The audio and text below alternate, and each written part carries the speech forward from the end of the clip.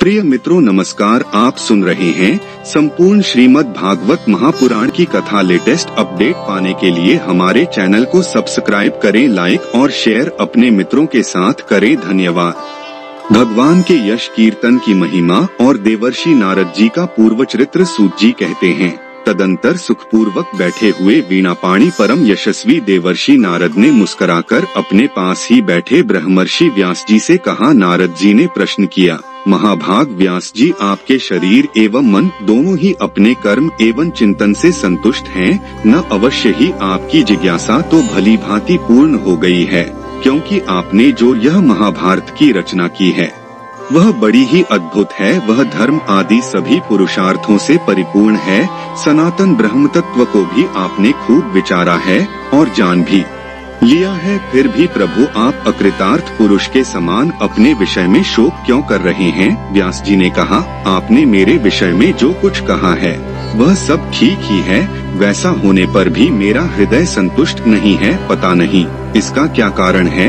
आपका ज्ञान अगाध है, आप साक्षात ब्रह्मा जी के मानस पुत्र हैं, इसलिए मैं आपसे ही इसका कारण पूछता हूँ। नारद जी, आप समस्त गोपनीय रहस्यों को जानते हैं, क्योंकि आपने उन पुराण पुरुष की उपासना की है जो प्रकृति पुरुष दोनों के स्वामी हैं और असंग रहते हुए ही अपने संकल्प मात्र से गुणों के द्वारा संसार की सृष्टि, स्थिति और प्रलय करते रहते हैं।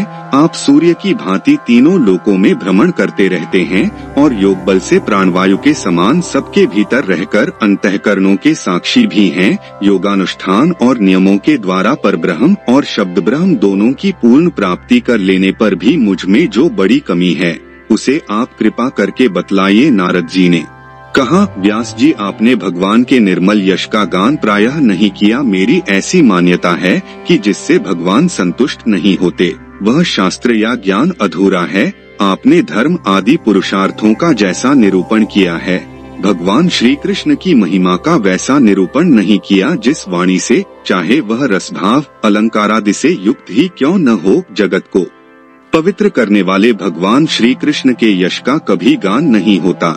वह तो कौओं के लिए उच्छिष्ट फेंकने के स्थान के समान अपवित्र मानी जाती है। मानसरोवर के कमनीय कमल वन में विहरने वाले हंसों की भांति ब्रह्मधाम में विहार करने वाले भगवत चरणारविंदाश्रित परमहंस भक्त कभी उसमें रमण नहीं करते। इसके विपरीत जिसमें सुंदर रचना भी नहीं है और जो दूषित शब्दों से युक्त भी है, परंतु जिसका प्रत्येक श्लोक भगवान के सूचक नामों से युक्त है, वह वाणी लोगों के सारे पापों का नाश कर देती है, क्योंकि सत्पुरुष ऐसी ही वाणी का श्रवण, गान और कीर्तन किया करते हैं। वह निर्मल ज्ञान भी जो मोक्ष की प्राप्ति का साक्षात साधन है, यदि भगवान की भक्ति से रहित हो तो उसकी उतनी शोभा नहीं होती। फिर जो साधन और सिद्धि दोनों ही दशाओं में सदा ही अमंगल रूप है, वह काम्य कर्म और जो भगवान को अर्पण नहीं किया गया है, ऐसा अहेतुक निष्काम कर्म भी कैसे सुशोभित हो सकता है। महाभाग व्यास जी, आपकी दृष्टि अमोघ है, आपकी कीर्ति पवित्र है, आप सत्यपरायण एवं दृढ़व्रत हैं, इसलिए अब आप संपूर्ण जीवों को बंधन से मुक्त करने के लिए समाधि के द्वारा अचिंत्य शक्ति भगवान की लीलाओं का स्मरण कीजिए। जो मनुष्य भगवान की लीला के अतिरिक्त और कुछ कहने की इच्छा करता है, वह उस इच्छा से ही निर्मित अनेक नाम और रूपों के चक्कर में पड़ जाता है। उसकी बुद्धि भेदभाव से भर जाती है। जैसे हवा के झकोरों से डगमगाती हुई डोंगी को कहीं भी ठहरने का ठौर नहीं मिलता, वैसे ही उसकी चंचल बुद्धि कहीं भी स्थिर नहीं हो पाती। संसारी लोग स्वभाव से ही विषयों में फंसे हुए हैं। धर्म के नाम पर आपने उन्हें निंदित पशुहिंसायुक्त सकाम कर्म करने की भी आज्ञा दे दी है। यह बहुत ही उल्टी बात हुई, क्योंकि मूर्ख लोग आपके वचनों से पूर्वोक्त निंदित कर्म को ही धर्म मानकर यही मुख्य धर्म है ऐसा निश्चय करके उसका निषेध करने वाले वचनों को ठीक नहीं मानते। भगवान अनंत हैं, कोई विचारवान ज्ञानी पुरुष ही संसार की ओर से निवृत्त होकर उनके स्वरूप भूत परमानंद का अनुभव कर सकता है। आथ जो लोग पारमार्थिक बुद्धि से रहित हैं और गुणों के द्वारा नचाए जा रहे हैं, उनके कल्याण के लिए ही आप भगवान की लीलाओं का सर्वसाधारण के हित की दृष्टि से वर्णन कीजिए। जो मनुष्य अपने धर्म का परित्याग करके भगवान के चरण कमलों का भजन सेवन करता है, भजन परिपक्व हो जाने पर तो बात ही क्या है। यदि इससे पूर्व ही उसका भजन छूट जाए तो क्या कहीं भी उसका कोई अमंगल हो सकता है। परंतु जो भगवान का भजन नहीं करते और केवल स्वधर्म का पालन करते हैं, उन्हें कौन सा लाभ मिलता है। बुद्धिमान मनुष्य को चाहिए कि वह उसी वस्तु की प्राप्ति के लिए प्रयत्न करे जो तिनके से लेकर ब्रह्मा पर्यंत समस्त ऊंची नीची योनियों में कर्मों के फलस्वरूप आने जाने पर भी स्वयं प्राप्त नहीं होती। संसार के विषय सुख तो जैसे बिना चेष्टा के दुख मिलते हैं, वैसे ही कर्म के फल रूप में अचिंत्यक्ति समय के फेर से सबको सर्वत्र स्वभाव से ही मिल जाते हैं। व्यास जी, जो भगवान श्री कृष्ण के चरणारविंद का सेवक है, वह भजन न करने वाले कर्मी मनुष्यों के समान दैवात कभी बुरा भाव हो जाने पर भी जन्म मृत्युमय संसार में नहीं आता। वह भगवान के चरण कमलों के आलिंगन का स्मरण करके फिर उसे छोड़ना नहीं चाहता। उसे रस का चस्का जो लग चुका है, जिनसे जगत की उत्पत्ति, स्थिति और प्रलय होते हैं, वे भगवान ही इस विश्व के रूप में भी हैं। ऐसा होने पर भी वे इससे विलक्षण हैं, इस बात को आप स्वयं जानते हैं। तथापि मैंने आपको संकेत मात्र कर दिया है। व्यास जी, आपकी दृष्टि अमोघ है।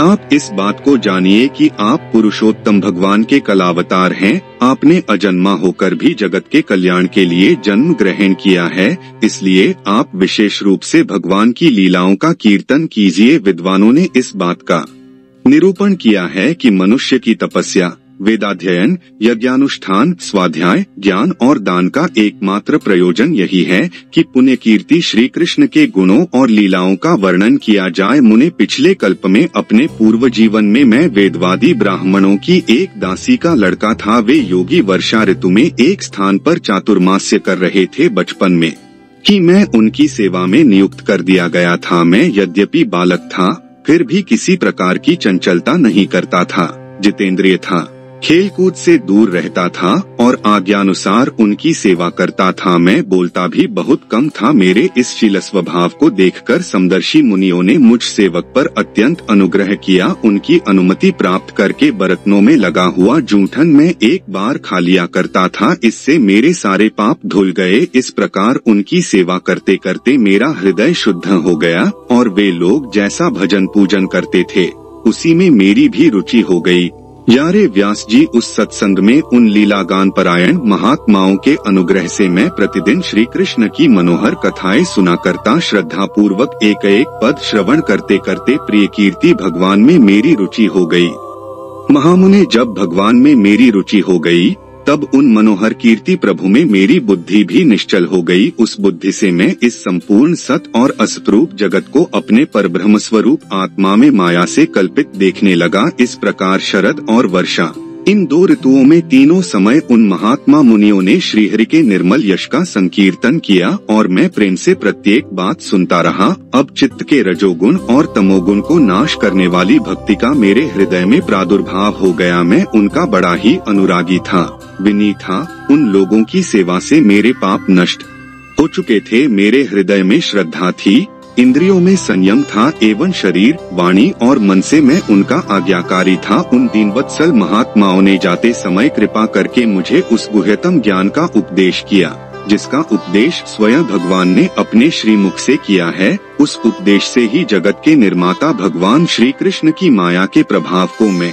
जान सका, जिसके जान लेने पर उनके परम पद की प्राप्ति हो जाती है। सत्य संकल्प व्यास जी, पुरुषोत्तम भगवान श्री कृष्ण के प्रति समस्त कर्मों को समर्पित कर देना ही संसार के तीनों तापों की एकमात्र औषधि है। यह बात मैंने आपको बतला दी। प्राणियों को जिस पदार्थ के सेवन से जो रोग हो जाता है, वही पदार्थ चिकित्सा विधि के अनुसार प्रयोग करने पर क्या उस रोग को दूर नहीं करता। इसी प्रकार यद्यपि सभी कर्म मनुष्यों को जन्म मृत्यु रूप संसार के चक्र में डालने वाले हैं, तथापि जब वे भगवान को समर्पित कर दिए जाते हैं, तब उनका कर्म अपना ही नष्ट हो जाता है। इस लोक में जो शास्त्र विहित कर्म भगवान की प्रसन्नता के लिए किए जाते हैं, उन्हीं से पराभक्ति युक्त ज्ञान की प्राप्ति होती है। उस भगवदर्थ कर्म के मार्ग में भगवान के आज्ञानुसार आचरण करते हुए लोग बार बार भगवान श्री कृष्ण के गुण और नामों का कीर्तन तथा स्मरण करते हैं। प्रभु आप भगवान श्री वासुदेव को नमस्कार है। हम आपका ध्यान करते हैं। प्रद्युम्न, अनिरुद्ध और संकर्षण को भी नमस्कार है। इस प्रकार जो पुरुष चतुर्व्यूह रूपी भगवान मूर्तियों के नाम द्वारा प्राकृत मूर्ति रहित अप्राकृत मंत्र मूर्ति भगवान यज्ञ पुरुष का पूजन करता है, उसी का ज्ञान पूर्ण एवं यथार्थ है। ब्राह्मण, जब मैंने भगवान की आज्ञा का इस प्रकार पालन किया, तब इस बात को जानकर भगवान श्री कृष्ण ने मुझे आत्मज्ञान, ऐश्वर्य और अपनी भावरूपा प्रेमा भक्ति का दान किया। व्यास जी, आपका ज्ञान पूर्ण है। आप भगवान की ही कीर्ति का, उनकी प्रेममयी लीला का वर्णन कीजिए। उसी से बड़े बड़े ज्ञानियों की भी जिज्ञासा पूर्ण होती है। जो लोग दुखों के द्वारा बार बार रौंदे जा रहे हैं, उनके दुख की शांति इसी से हो सकती है और कोई उपाय नहीं है।